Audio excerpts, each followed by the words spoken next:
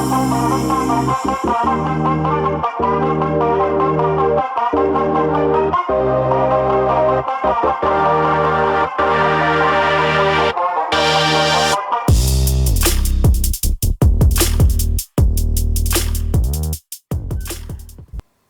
and welcome to Angling For You.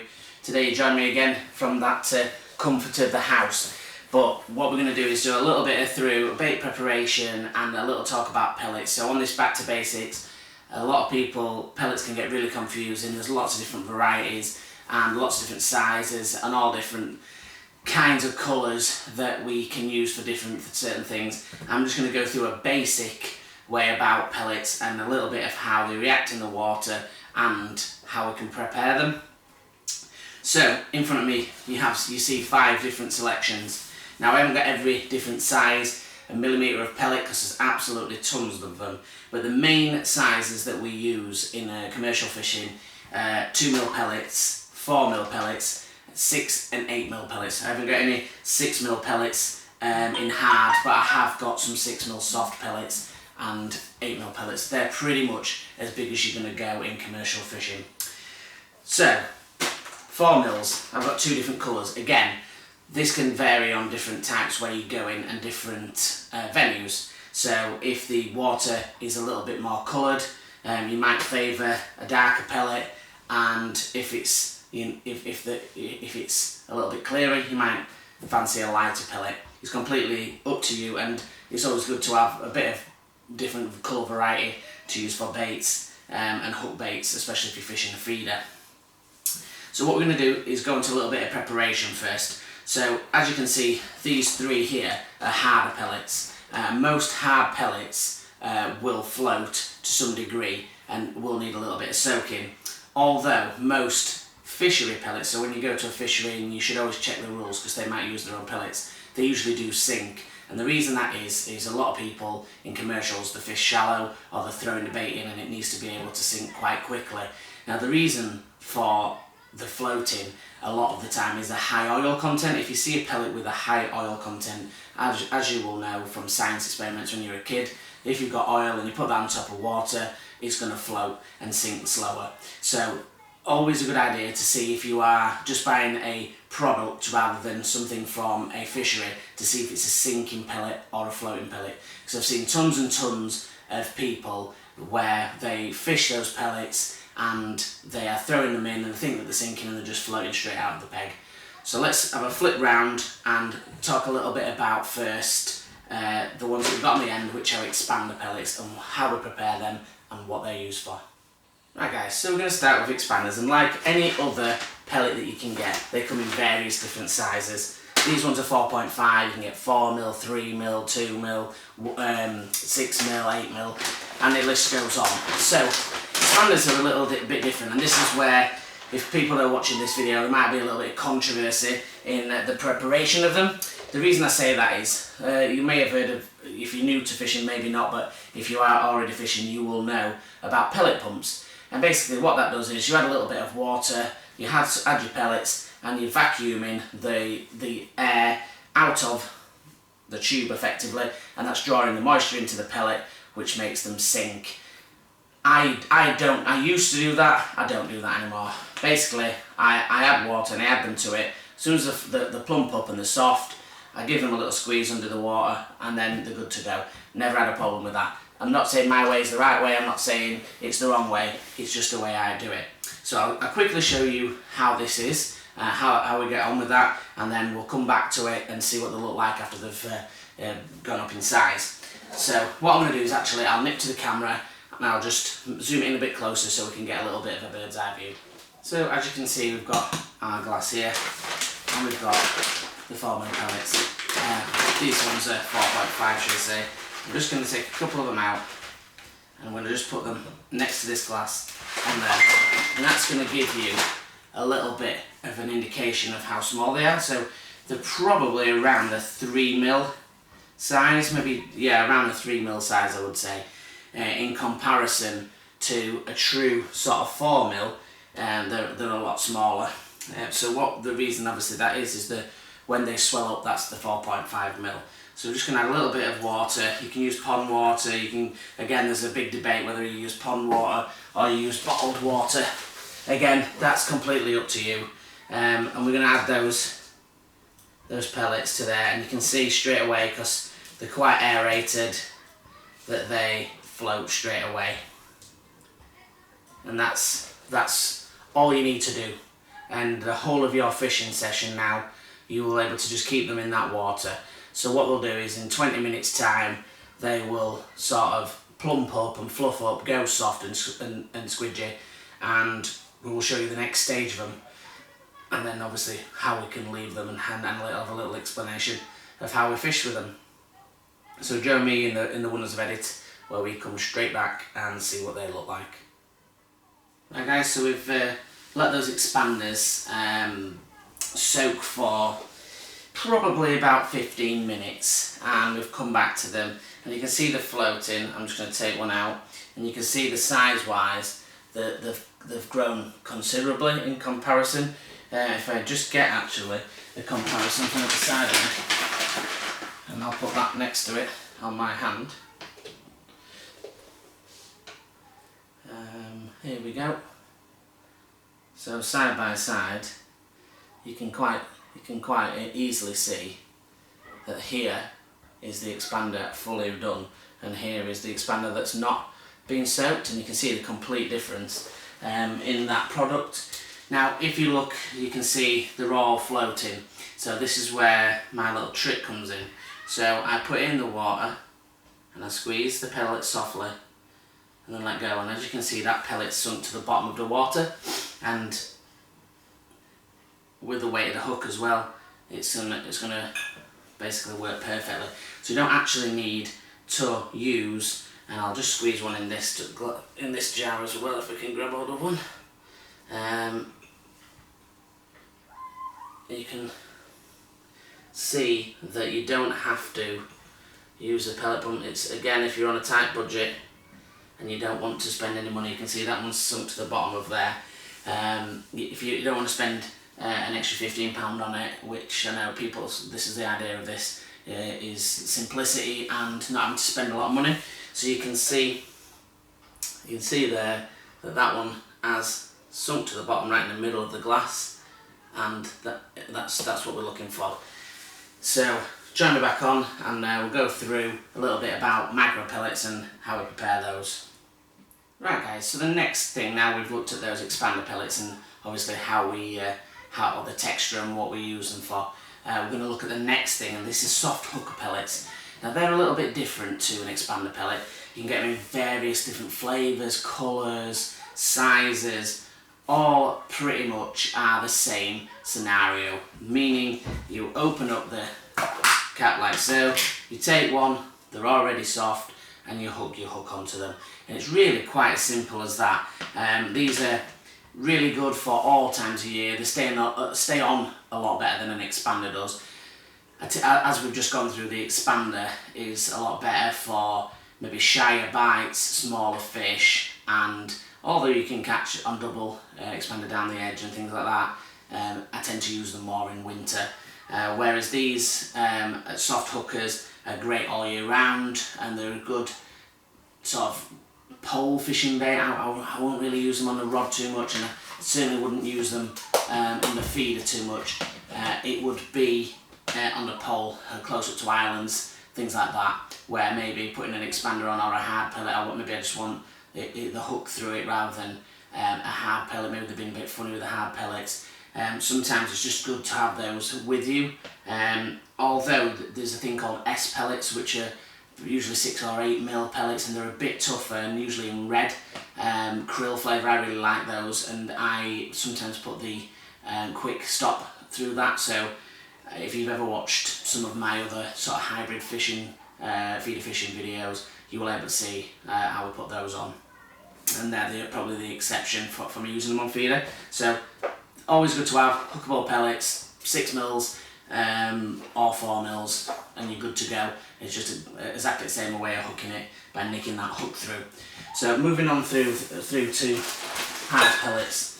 So again, what I was saying about hard pellets, they come in so many different varieties. These are just Bobco's own pick and mix selection, and I get these sometimes because they're good feed pellets and you can get loads of different colours and varieties. It just for a £5 for 3 bags, you can't really go wrong, and it allows you to just pick and mix some colours. Sometimes I just get these and get the red ones and the green ones and put them through my mixture of normal ones. But then obviously on venues where I go to Lindholme and Oaks Lakes and things like that, you have to obviously have their own feed pellets. So these ones 4 mils. So what I was saying before, these ones here are what they're called sinking. So when you fire them out, they will sink. So we've got obviously the water to demonstrate that, and then you add there, and you can see they float up to the top and they're sinking down, and that's what you want. You get a couple of them there that are floating, and that's the same in every batch. You get a couple that float and then you get a couple that sink. So I've just put about 8 in there, and you got a couple that float, and they might be just ones that are slightly more aerated than the other ones. So put some dark ones in there as well, and you can see with the dark ones, again, the majority of those are floating to the floor. Now, a little bit of an indication when you're using a pellet and you want absolute to definitely ensure that they were to sink every single time, I always check them like that with a little bit of water. And if I find maybe there's a few that have stayed on the surface like they has there, what I'll do is I will put some water over them, and I'll maybe leave them 30 seconds with that water and then strain them off. So it's only breaking down the outside, and make sure I fully drain them, and then it's just breaking down the outside and making them sink quickly. I don't want to make them soft all the way through and to degrade. I still want them to be able to be catapulted, but 30 seconds is a good rule. So that leads me on to the 2 mils. Now, 2 mil pellets, I'm just going to adjust myself to see a little bit better on the old knees. So 2 mils, these are probably what I would say in whatever format that you would use more than any other pellet in regards to feeder fishing. So they're used in obviously hybrid feeders, method feeders, cage feeders to some extent, enduro banjos and banjo feeders and everything you could possibly imagine. Now, preparation of these. I know a lot of people struggle and they maybe get the sticky ones and things like that because they're not sure on how to do it, and it does vary on different times of year and different pellets vary. A good rule of thumb realistically is if you're getting a product where I'm not going to go through the names because obviously we're not here to promote brands, but if you're thinking of any top names, when you use those, you go on the rule of 2 minutes a minute per mil. So 2 minutes would be for a 2 mil pellet, and that means 2 minutes would just soak over with water, and then you want to fully get off that water. So you need a pellet wet is good, so you can obviously lift them straight out and really shake them, where Preston Dunes you can zip into them, the Guru do them, or all types of companies now. And you want to be able to soak them underwater. You can put flavourings in there if that's what you want to do, it doesn't matter what colour they are. If it's a company brand, 2 minutes for a 2 mil, and then strain them off and leave them about 15 minutes and they should be good to go. Now, if you're using a pellet that's from a sort of a fishery venue, so like I say in Oaks or Lindholme for example, or these sort of ones that are like Bobco Zone and things like that, they tend to be a faster breaking down pellet. Now, I don't know why, but the only thing I can think of is because these big companies make absolutely huge batches, sell all over the world, there must be some sort of stabilizer in there to make sure that they don't go off, so it must take a little bit longer for them to break down. Maybe it's more oil. So when you're going to do these, I do them for a minute for 2 mils, and I do that because of that exact reason, and I always do that and it always works and they always work out perfect. You've just got to allow them to sit for that 15 minutes until you can pick them up with it in your hand and squeeze them and they stay together, and then you can brush your hands together and they'll fall to pieces. That's the kind of texture that you're looking for. So what we're going to do is we're going to replicate that now by showing you how we're going to prepare them. So these are the 2 mils, and again, like I say, these are the ones that I will be doing for around that minute. And what we're going to do is fill these up with water, like so. So again, some say tap water, some say pond water. Personally, always use pond water, and I always sometimes add an additive in. If I'm going to somewhere like Austin Ferry, they like the krill there, so I go with sort of red pellets and maybe in krill flavouring and put a bit of krill glug. Now I add a little bit of krill. If you're going to add flavourings, add a little bit now, but also when they come out you can still add a little bit on after as well, once they've gone through the soaking process, and that gives them a little bit stickier. Or put them onto your feeder and just put a little bit of a squeeze of the glug onto there. And I've got my bag next to me, so I'll see if I've got any in here. Let's have a look in this zip pocket. So we've had about 25 seconds, 30 seconds or so in that soaking, while I just try and have a look in this bag. And we have got some glug. Oh, perfect. So a monster crab. So this is the one that I would use if I'm going to Austin Ferry. This is what it's for. And I would soak it in there, and then I would put a drizzle in with it after. If you look at some of my other videos, they've got some on as well. The monster baits and dips, they've got like bait enhancers, and then I've got sort of different like bananas and cream. They tend to, with my monster baits, sometimes put them in with the pellets when I soak them, but a lot of the time what I do with those is I put it on top. And if you ever watched the catch video, the 24-hour challenge, you see me use a lot of the monster baits products in the ground bait and the pellets that we use when we are fishing, and we're putting the bait into obviously the feeder and things like that. So that's been soaking for a minute now. So what I'm going to do is just drain that water off. So if you have a pellet feeder, a pellet wetter, you'll obviously be able to take that water content out of there a lot easier, because obviously that's what they're made for. So I've taken that off. I've got a little bit of a tub here. I'm just going to push them into that little tub because we'll need this glass in a little bit. So have a look at those expanders. So now those pellets, at the moment, they're a little bit tacky on the outside, but they're still hard in the middle, and that's where leaving it for 15 minutes is going to come into key, and obviously that's where we're going to get the texture that we want. So I will move on into the wonders of editing, and we'll come back and have a look at what they look like. Hi guys, like I said, we're just going to go through micro pellets, but just before we do, just a couple of things and reasons why I would use expander pellets and where and what times of year. So this time of year, where there's venues where they get caught a lot on pellets, expander pellets is my go-to if I'm fishing for carp or I'm fishing for silver fish, especially skimmers. And just the lightness of the presentation, they're easy to suck up, and I usually fish them in conjunction with micros, just slightly wetted, as we're going to go on to in a minute. So really easy to use, really simple to prepare, and the only downside to them is once you strike you've got to put another one on, but 9 times out of 10 they're that soft that the fish suck them in, and they're really easy to hook. So again, when you're doing it, you want to be looking at a thin, so either maggot hook or a pellet hook. Obviously I usually fish 18s, if you're going for a very small fish then maybe 20s. So let's have a look at those micro pellets and see a little bit of information about those.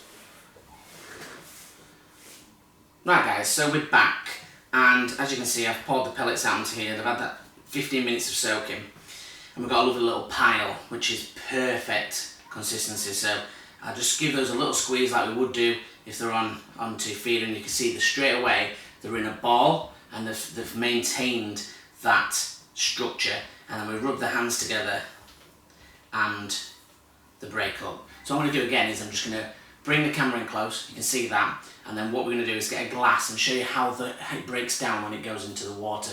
Just a little bit of information of how how it works in order to get it, when it breaks down and it hits the bottom, and you're just seeing that reaction of how the bait works and affects when it hits the water, and why it's important to have the right amount of soaking time, not only for the cast to stay on, but when it hits the water also. So let's get round to the close-up. Right guys, so now you can see this pile up at close. Again, I'm going to show you putting it into my hand, squeezing that tight, and that creates that ball, and then that ball we can rub with his hands and it goes straight back into pellets. So they're not overdone and they're not underdone. So I'm just going to scoop them up into a little bit of a pile, and I'm going to make a ball like I've just done, like so.